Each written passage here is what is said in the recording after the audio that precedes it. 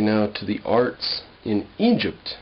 Thanks especially to the tombs of Egypt, we can see more intimately into the ways of life and equipment of the Egyptians than of almost any other ancient people. The inscriptions which march across the limestone walls of noble tombs often explain or are illustrated by several rows of pictures in lightly raised relief.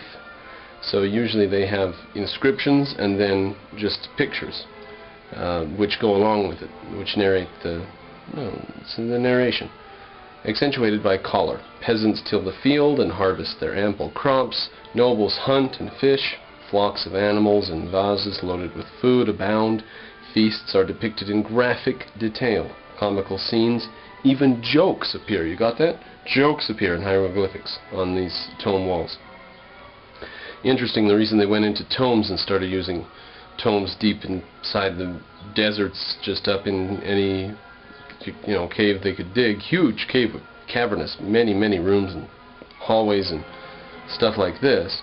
But the reason they stopped doing pyramids was because pyramids are just like a beacon that says, come and rob me. I'm a king, I've got treasure in here, come and rob me. So they started burying them in hidden valleys, and so probably some of the greatest finds remain to be seen. Maybe not. Maybe they've searched high and low every area in Egypt and we aren't going to find any more richly hidden tombs. Anyways, the pictures were to provide the dead with a view of human life and with earthly luxuries in the next world. Now some of them were spells on the surface of the coffin and stuff. They'd have spells written. Just whatever. That gives it metaphysical power, whatever, to write a spell there, to have it there, whatever. I guess spirits can read it and stuff. Inside the tombs were buried furniture, vases, game boards, jewelry, servant figurines, and a host of luxurious items. Game boards, jewelry. These were made from the hardest of stone, from ivory, from glass, and from many other substances by patient workmen who knew a host of skillful techniques. The patterns are repeated over many centuries. In fact, the earliest Egyptian art is a bit different than the later Egyptian art, which became very specifically stylized. True sculpture appears in the statues of the dead. Since these figures were believed to contain some part of the soul of the departed, and were so placed as to receive the food and drink offered to the dead, sculptors often worked in very hard-lasting types of stone as well as in more easily carved wood. They worked in everything. The face of the subject was shown in a realistic fashion, but the general intent was to incarnate the dead man in a static pose which would reflect a quality of eternal security.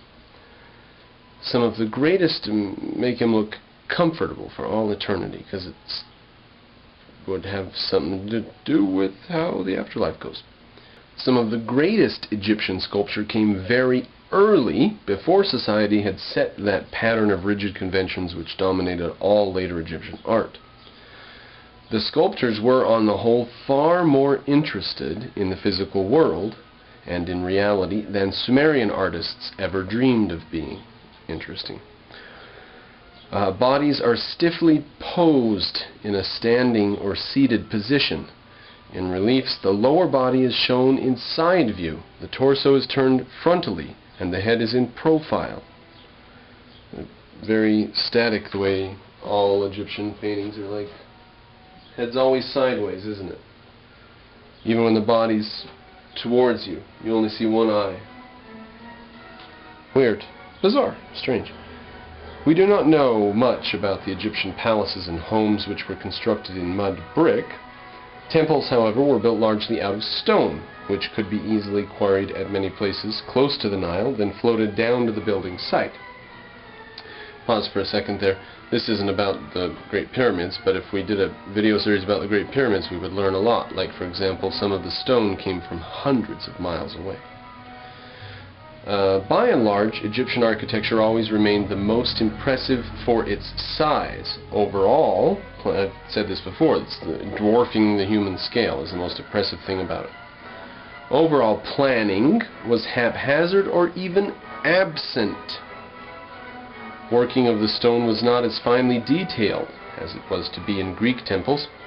Modern excavators have often been surprised to find how flimsy are the foundations of great Egyptian buildings.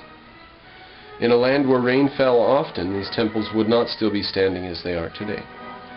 Now, there's a temple that was 2,400 years old. I believe it's my Ancient Engineering series. I mentioned this temple in Egypt where there hadn't been water in this area ever since the temple was built.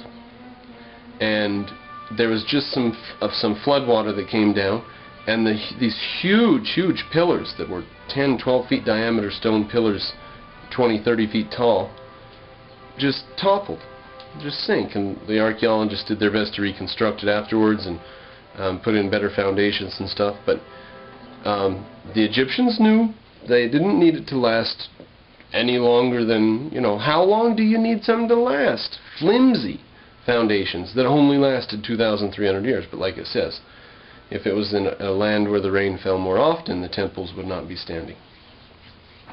Every area which has risen to the level of civilization has had an outlook of its own, distinguishable in its art.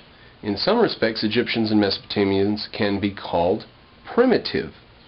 The important point is that as soon as men became civilized, they began to build monumentally, rather than just huts, and to carve and paint in a deliberate fashion. Their products are often still impressive. So, there's a difference between Mesopotamian and Egyptian art, and a difference between that and the art further east.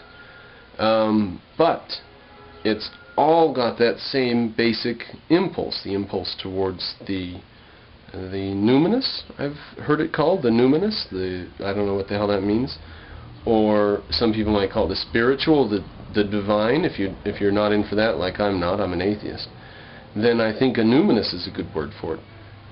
Art speaks to something else. It speaks to a deeper need of the human psyche. So the fact that every civilization has a different particular view, this is multiculturalist drivel just a little bit there. The important point is that even though they all had their own art and their own opinions, still they all had the impulse towards art. Right, fine. Interesting though, how long ago people were spending quite a lot of effort on culturally handed down practices and stuff. We think of, modern people think of things, I think sometimes people's brains are shortened into a 50-year span or something. They can't conceive of other time periods and stuff. And to think that clear back then these people were basically identical to us. They could have been us if they would have had just the right ideas and the right system is amazing. Anyways, on to sources on Mesopotamian civilization. You can't interview anybody from ancient Mesopotamia. So how do we know anything about it? Sources on Mesopotamian civilization. We cannot listen to prehistoric men. All that the student of their history can do is to look at the physical remains of their life and speculate what these tools, paintings, and bones may mean. Now I pause there for a second. We can, in a sense, listen to it says we can't listen to prehistoric men, but men in the historic age, once writing had been invented, we can listen to in some cases. They had copies of letters written back and forth. They had descriptions of fights or disagreements between people with property next to each other and stuff. And the Romans, we found tablets of thin shaved wood with letters written on them that had come back and forth to people elsewhere in the empire. We have listened to the voice of everyday man in the age of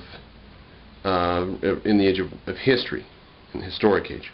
But in the prehistoric age, none of that. So, what we do have is tools, paintings, and bones.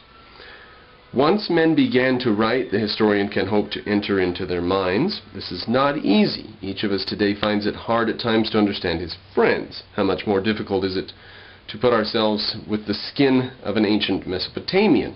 Still, he was a man, even though he spoke a different language and worshipped different gods. I pause there for a second. Hermeneutics